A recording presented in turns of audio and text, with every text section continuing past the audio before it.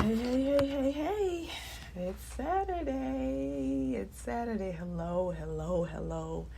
I just want to stop by and share some information. The pain that we hold on to. I have been, this topic for me, I've just been witnessing so much pain in people. Like I see it. I see it. I feel it. And I wanted to share some information I had, and I talked about this back in June of last year. But I want to share this information I have about how we hold on to pain. Like we hold on to pain and we don't even realize we're holding on to it. There was a time when I was holding on to pain and I was the bitter, angry person. It's like, this is just the way I am. I don't trust nobody. I don't, the pain was talking.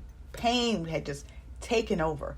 And I see it now through my timeline. I'm seeing so many people just in pain. They're literally in pain. They're suffering. And I'm here to tell you, you don't have to suffer. Healing is an option. Get the support and help that you need. You don't have to suffer. You don't.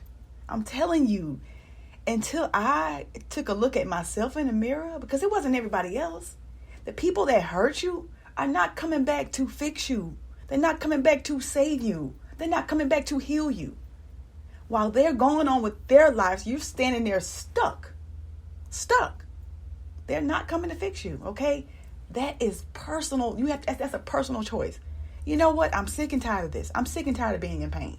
I'm sick and tired of suffering. Right? You looking at everybody else. They happy. And look at me. I am suffering. I am in pain. What do you do with that? How do you recover from that? Okay? You speak. You share that. And you don't have to share it on a platform. Share it with somebody that you trust. Get it out of you. Because it just lays dormant in you. And then you operate from that place. Because hurt people. And that's what I did. Right? I did this. So let me just get into the details of this. So my question to you today, are you holding on to pain? And here's the thing, I was holding on to it for so long I didn't even know I was holding on to it. Sometimes we become numb. That's it. We just zombies, right? Basically. Just going through the motions. How long have you been holding on to this pain? How much longer will you hold on to the pain? When will you get tired of suffering? When will you get tired of suffering? You don't have to suffer. You don't. We don't. There was a time when I was holding on to the pain for so long, I didn't even know it. You see, we have a tendency to hold on to stuff and stay longer than we should. Some people are in relationships that have already ended. They just haven't left. That was me. Some people are in relationships that have already ended, but they just haven't left. Okay? Been there, done that. I had a dream about fish and extra clear water and found of God and told me to surrender. That's it. You got to let it go. You got to let it go. This stuff, we're not supposed to hold on to that stuff. We're not. It makes us sick. We get all kind of stuff, just all kind of emotional issues, right? And health issues as well. So, have you ever held on to something for so long that you didn't know how to let go? Have you ever held on to somebody for so long that you didn't know how to let go? So many things I was holding on to that wasn't even important anymore. It was over, but I kept holding on to it, right? Acknowledge. So here are some ways to overcome pain, right? Acknowledge that you've been holding on to it, right? The first step is acknowledging. I'm in pain. I need help, right? Forgive yourself, and forgive the other person. And I know that's hard. I know it's hard. Believe me. I know it's hard, but it's a must in order to move forward freely. If not, you will remain stuck in this cycle of nothingness, right? I'm telling you, been there, done that. Create affirmations around your core, your new core beliefs, right? You got to create new core beliefs. Let go of those limiting beliefs. You got to replace them with something positive, right? You must keep doing this until you feel ownership of your stories. First of all, you got to tell your story. Tell your story to some safe person. If not, hit your record button and just record it for you. Get it out of your system. You have to get this stuff up out of you. I'm telling you, you have to. And because the internal game, because it's an internal game and it's not safe. It tells you that, it's not safe to share. It's not safe to speak.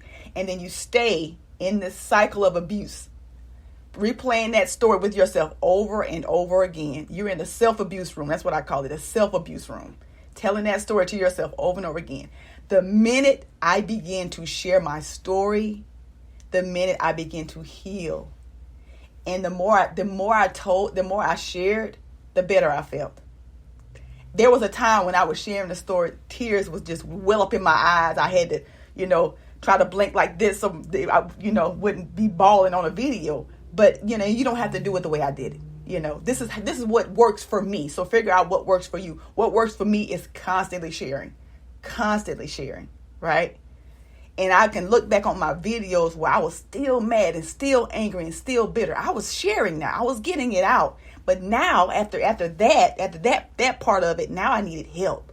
How do I reframe this, right? How do I change the way I look at the story? I can't change the story, but I can change the way I look at it, right? I can change the frame, reframing, right? That's what it is. You can't change the frame, but you can change the way you look at the story inside of the frame. Okay? That came with coaching, that came with counseling, that came with personal development, different tools and techniques to help me be the best that I could be, right? Because I was in this cycle of abusive relationship with myself. You have to share that stuff. Holding on to it makes you sick, makes you suffer. You don't have to suffer. You don't. Okay? What else I had? Unexpressed pain will keep you revisiting what you've already resolved. Unexpressed pain will keep you revisiting what you have already resolved. How many times have you kept dealing with something that you have resolved? How many times that you kept dealing with something that was already resolved? When you don't express your pain, you become a prisoner of it. Your pain can be a prison or a passport. It's up to you. Your pain can be a prison or a passport. Unexpressed pain will have you running behind what you were made to rule over. Unexpressed pain will have you running behind what you were sent to rule over. Now I want to share 6 emotional pains, right? So we have guilt. Guilt can affect us in all different ways. And that's because it comes from within us. Your guilt may be caused if you feel like you've done something wrong to someone else, or because your life is okay and others close to you have to face the hardship even when their situation is not of your doing. That's guilt. So one of the emotional pains could be guilt, right? You could feel guilty about something. Another one is rejection. Now, rejection was a huge pain for me. Rejection led me back to me. Rejection was God's redirection, and I didn't even know it, okay? There are many kinds of rejection. It may be personal relationships, or it may be in a professional context. It can be a minor snub, like a friend not phoning you back or canceling on you. Something major, like a relationship breakup. Whatever form it takes, rejection can have a detrimental effect on anyone and make them question their self-worth. I did not think I was worthy. Father wasn't there. I felt rejected in childhood from the age of like a toddler to age of 13. There are 9 essential emotional needs that a child needs. And if they do not get that, they become adults searching for that. That was me. Okay? So I didn't think I was worthy. I didn't think I was enough. I didn't.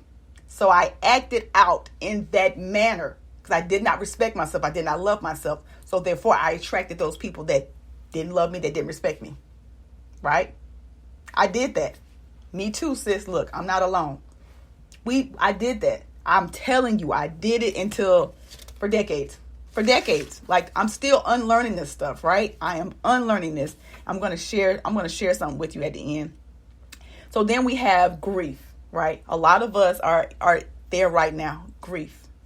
Unfortunately, grief is something we will all have to deal with at some point in our lives. While we may never fully get over the death of someone close to us, time does eventually help us to live without the person. Most people go through, and they say 5 stages, but it's actually, I think, about 7 or 9 stages of grief. And their path from immediate shock of the bereavement through to eventual acceptance. The important thing about grief is not to bury or squash your emotions. Instead, reach out for support. Either from a professional counselor or from friends or family to see you through the difficult time. Stop trying to do this stuff by yourself. I tell people all the time, you cannot do this stuff by yourself. You cannot. You can't. It's impossible to do this by yourself. You need support. You need that safe place. You need that safe person. Counselor or friend or family. Someone who you trust. That has the capacity, also too, has the capacity to help you and support you and take in that information you're about to give them. Okay? Because when it comes to counseling and coaching, you carry so much stuff. It's literally you have to be mindful of not letting people just dump their stuff. Like, okay, so this is not my pain. This is not my issue.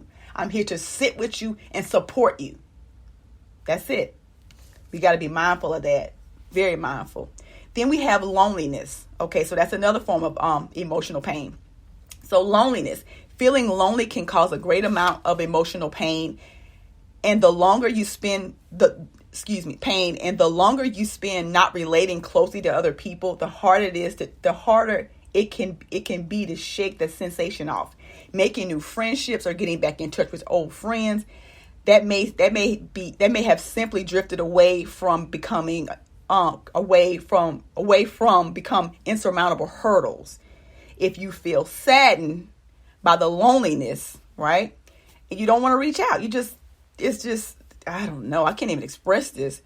It's worth forcing yourself to participate. It's worth forcing yourself to participate in new social activities, even if it's something that you don't particularly feel like doing.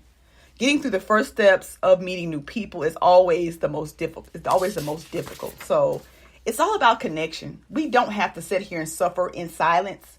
There's so many support groups. There's so many. Actually, I just got this offline because I wanted to share these different emotional pains. And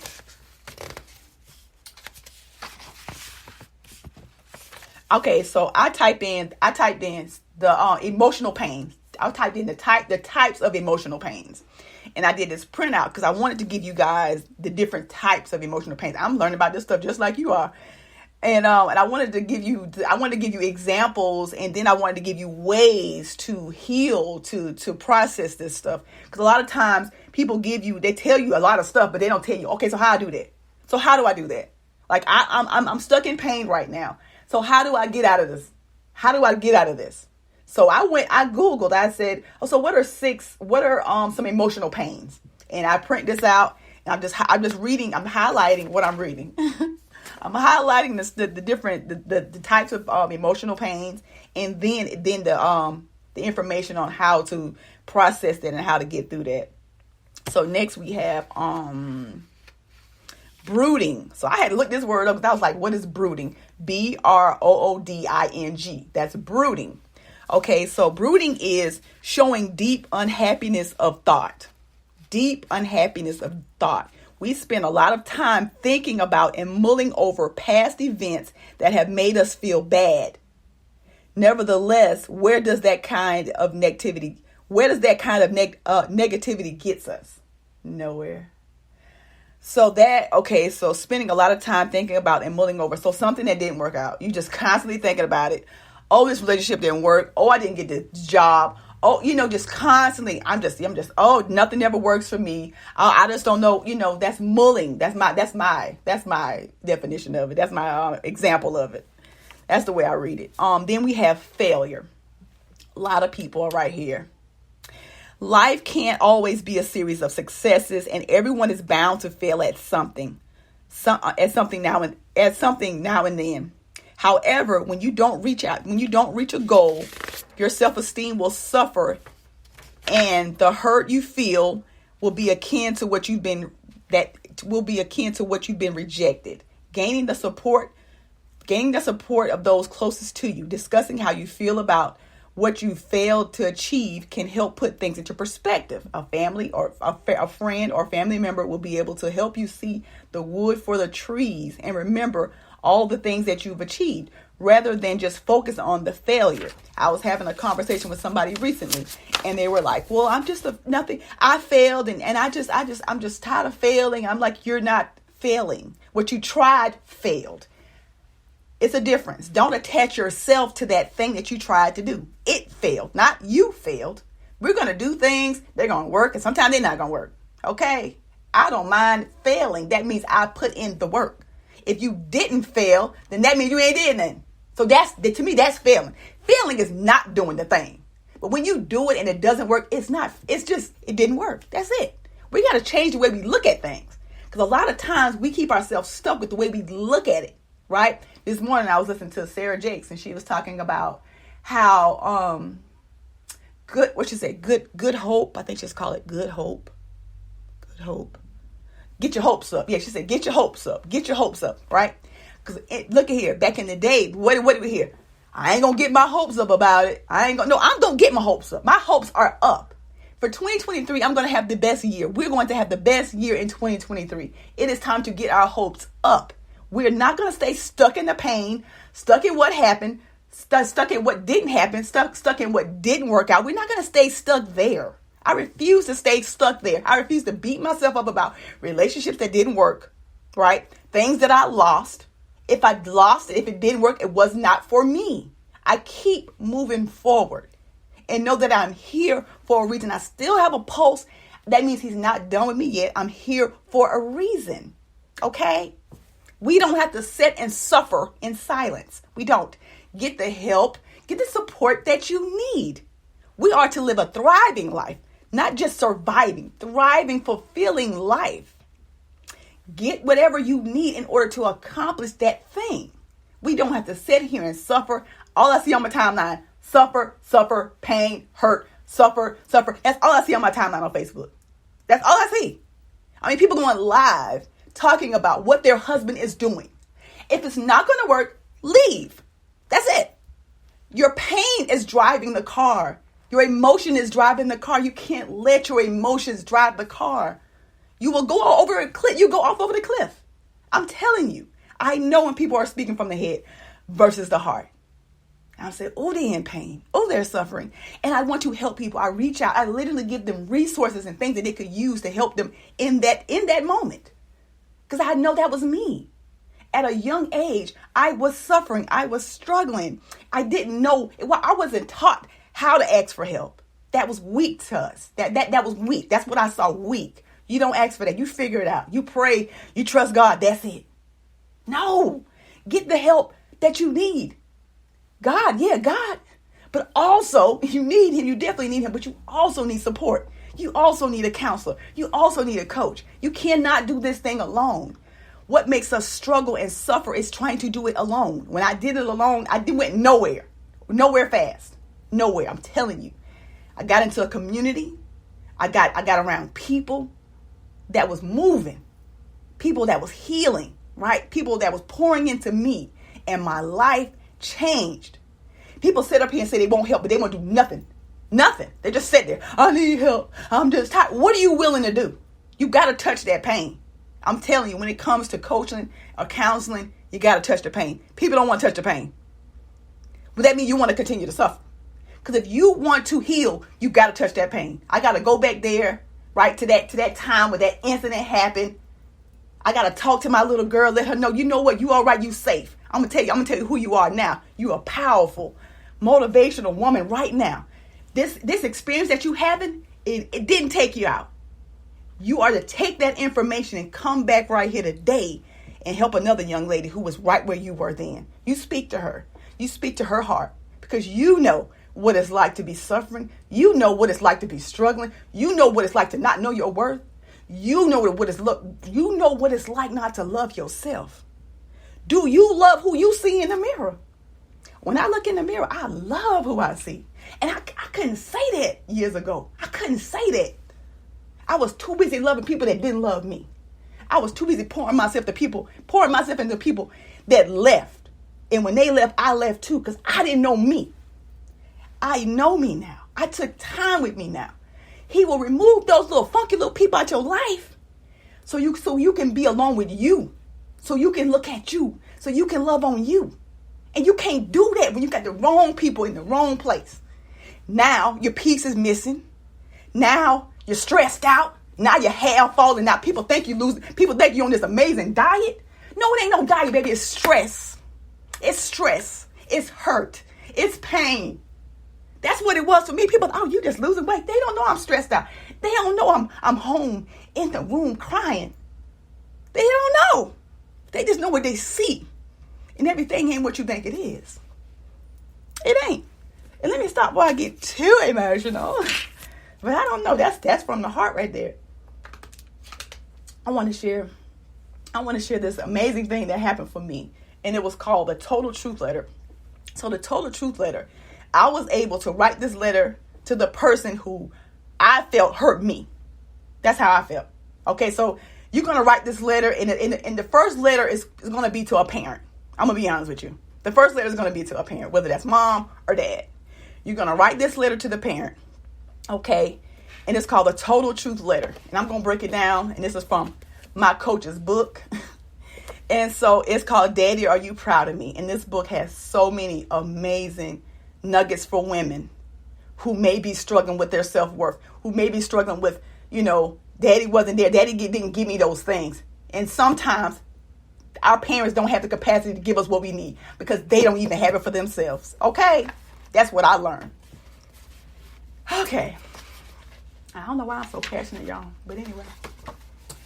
So this is what the Total Truth Letter is, all right? Your emotional, it's if you're ready, okay, this is for people who are ready. If you ain't ready, then this ain't for you. If you're ready to take your emotional control to another level, I invite you to write the Total Truth Letter.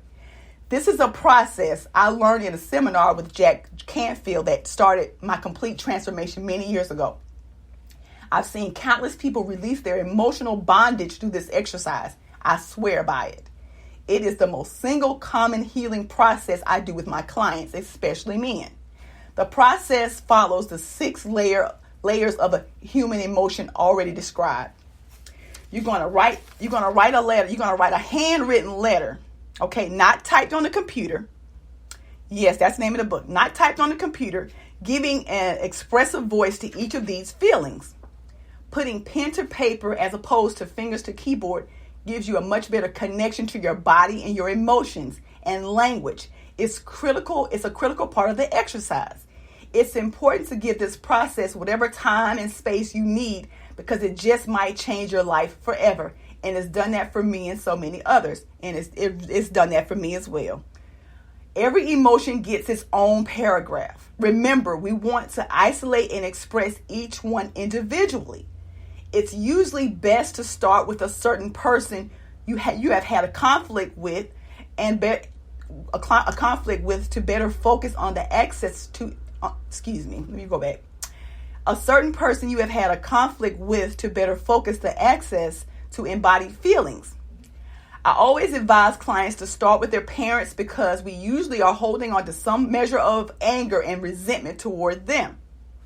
Start by writing everything that you're angry about and spend the whole paragraph on just anger with no filters. This process is for you. So write the letter knowing that the other person is never going to read it. All right? And when I tell you, I was writing this letter and look at here. The paper wet up with tears because you're gonna write a whole paragraph about anger. I'm angry that I hate it when I'm angry that. So write a paragraph 3 to 4 sentences, maybe 5, right? It don't have to be formatted in no nice pretty way. Get it all out. No filter. I'm angry that, right? Write that out till you feel complete. All right. And then the next one is pain. It hurts me when I feel hurt that. You write that out until you feel complete. All right? Fear. I'm scared that. I'm afraid that. You write that out until it gets complete, till you feel complete, till there's nothing left there. Okay? Regret. I'm sorry that. I regret that You write that out until you feel complete. Okay? Desire. What I really want is for you to see me. What I really want is for you to love me. What I really want is for you to be there now. What I really want is for you to, whatever that is, right? Just an example. And then you want this, the last one is love and appreciation. Because underneath these layers of emotion, at the very bottom is love and appreciation. I love and appreciate you for giving me life. I love and appreciate you for being my dad, being my mom. I love and appreciate you for everything that you've done, the best that you could. I understand that you weren't given the tools. I understand that you didn't have the information. I understand that you did the best that you could. Write it out. When I tell you, you have to get these emotions out of your body, because what is happening is they're trapped there and you're at war with yourself, and then you're in conflict with other people, and it's not them, baby, it's you. I can't believe they said that. They looking at me like that. They talking about me. Oh, you trying to be, it's you. It's you and you. It ain't never you and nobody else. The stuff, the conflict we see in people, it's with them. That's why you can't be mad with nobody. They going, you know what I say? They must be, somebody really hurt them. They're going through something. You have to let this stuff out. The pain that we're holding on to keeps us stuck. We can't even move forward. We feel like every new year is the same year. Everybody we date is the same person. Because we have to deal with this pain. We have to deal with these emotions. We have to heal. Get the support that you need. You can't do this by yourself. This is a start, though. We can start this right here. Good morning. Thank you. We can start this right here. It all starts with us. The first step is the awareness. I need support. I need help. I'm tired of being mad. I'm tired of being in pain. I'm tired of my blood pressure being high. I'm tired of being stressed out. I'm tired of feeling these knots in my stomach when I get around certain people. I'm tired of being mad and they out there happy. I'm tired of being stuck in the same spot. Baby, ain't nobody coming to rescue you, but it's up to you. It's up to us. No, you didn't get yourself here by yourself, but it's up to you to get from there. You don't have to stay there. I was stuck in the pain. I'm telling you, I was stuck in the pain. And I began to share. And I began to write. And I met me. I met me in the process. Glad for the rejection. Glad for the people who left. Glad for the things that didn't work out. They made me resilient. They made me powerful. They made me phenomenal. I met me in the process of all that pain and all that suffering. So if you're going to go through that pain, profit from it. Get out here and help somebody else. What do we do with the papers after we write it? What I suggest, set it on fire. I suggest burn those letters or flush them or whatever. Might not want to flush them, might clog your toilet up. But I suggest burn them. I suggest just burn it. And then write to whoever you need to write it to. Whoever you mad at. Whoever caused the pain, right? Wherever you stuck in that thing at, and it's related to a person, write the letter to that person. But the suggestion is to start with the parents, right? Because for me, I was mad with God. I was always mad with the men. Like, what's wrong with y'all? Y'all don't know who I am. Like, I'm a queen. I'm this, I'm that. But it wasn't even about them. It was about me. Because I picked them people. I picked that person. It wasn't just them. So I had to get back to the source. And the source was the 7-year-old little girl who didn't feel seen, who didn't feel loved, who didn't feel accepted. I had to go back and let her know that I got her. You're going to be all right. And you're going to be able to help other little girls who are trapped in grown women bodies, who are stuck. You're going to be able to share. You're going to be able to talk to that little girl in them. From my healed little girl, right? I don't let her take over control now. A lot of times it's our little girl taking over control. It's our little boy taking over control. And we don't understand. Like, I said that. I did that. You don't even realize it. We got to go and let them know that they're okay. And we're gonna do the best we can to move forward. And once we get through that, then we're gonna reach back and we're gonna help somebody else. And we just keep doing that. We keep doing that. That's what I'm here for. Had that stuff not happened, I wouldn't be here. Had me not met this amazing coach that took me on that journey of personal development and coaching. And I'm thinking I'm going there to help somebody else. I'm helping me. I'm getting coached, crying. Every session I'm crying. That's the part where I can't get it, with talking to the old me. I didn't get it. It felt stupid. Yeah, I understand. It feels like that. It does. Well, when you're on a one-on-one coaching session, it's just you and that other person. Right? So let's get to why you think it. Let's get to why you look at it like you feel stupid. Right? Just like, why? What is that? So for me, I wasn't thinking about that. All I know was I didn't want to keep feeling the way I was feeling. So I was, look at here, if I'm going to look stupid, I'm going to look crazy, now I'm going to do that so I can heal. I'm going to do that so I can feel better. I'm going to do that so I can stop making these crazy cycle of abusive decisions. Right? Nothing wasn't changing. Nothing. Because I didn't go and get what I needed. Right? So look at here. I went there and listen, before I even knew it, you know, I was letting her know that I loved her and I got her. And it's okay. And it's okay. Look at me now.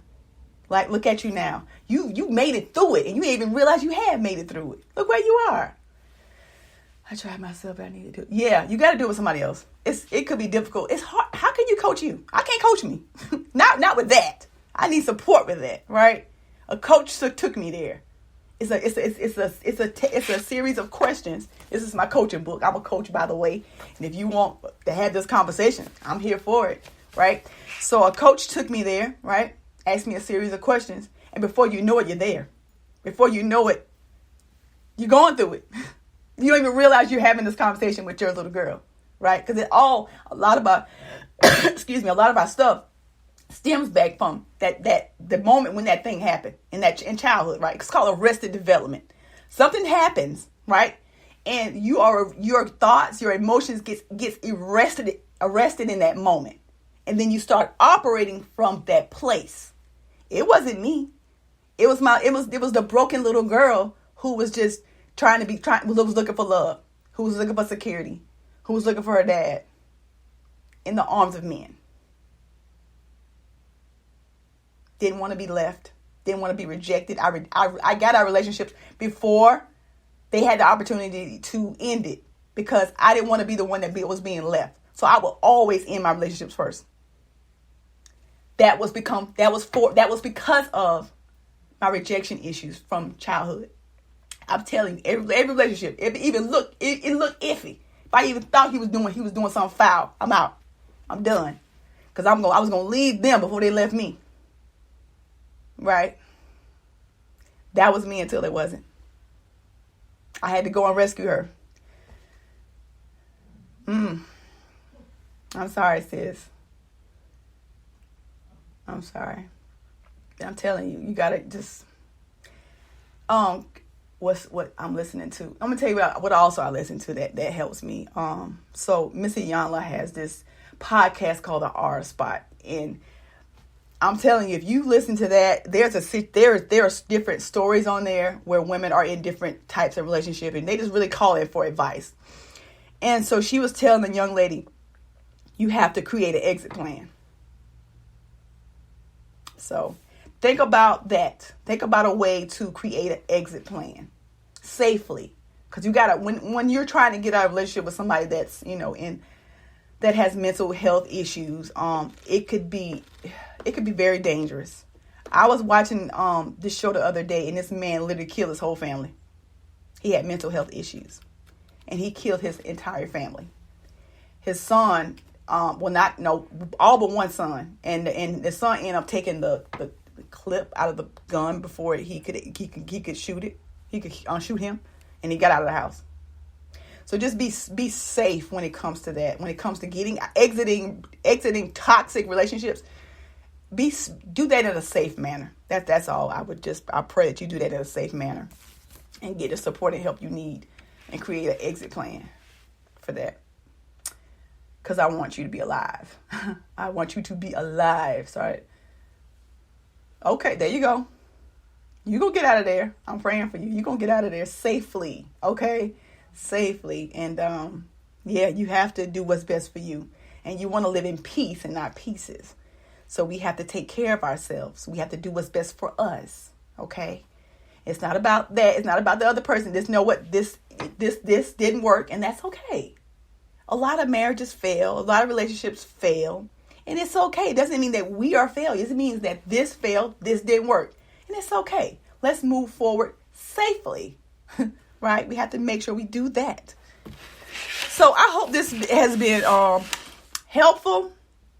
And for anybody who needs further support, I am here available to, support you in any way I can. If it's not me, I know a selection of coaches and counselors that can help you as well.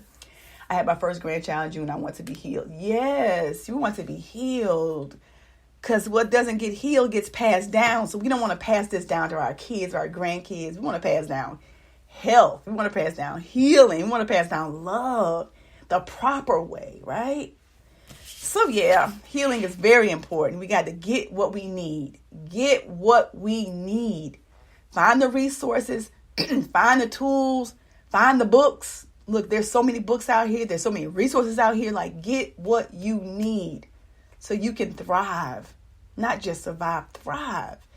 2023 is going to be the best year. Okay, let's claim that. Keep your hope up. Keep your hope up because 2023 will be your best year. Okay, so get what you need, right? You got to put you first. Because if you don't take care of you first, you're no good for anybody else. It all starts with us. Take care of you, okay? Take care, y'all. Until next time, which is next Saturday. I don't know what next Saturday's topic's going to be. It all depends on what keeps coming up, what I keep seeing. Then I'll speak to that. I'll share about that. Until then, be safe, okay? And if you need support, like I say, contact me and we'll go from there. We'll figure out what that looks like and we'll go from there, all right? Thank you. Have a good Saturday. Do something for you. Love on you today, all right? All right. Peace, y'all.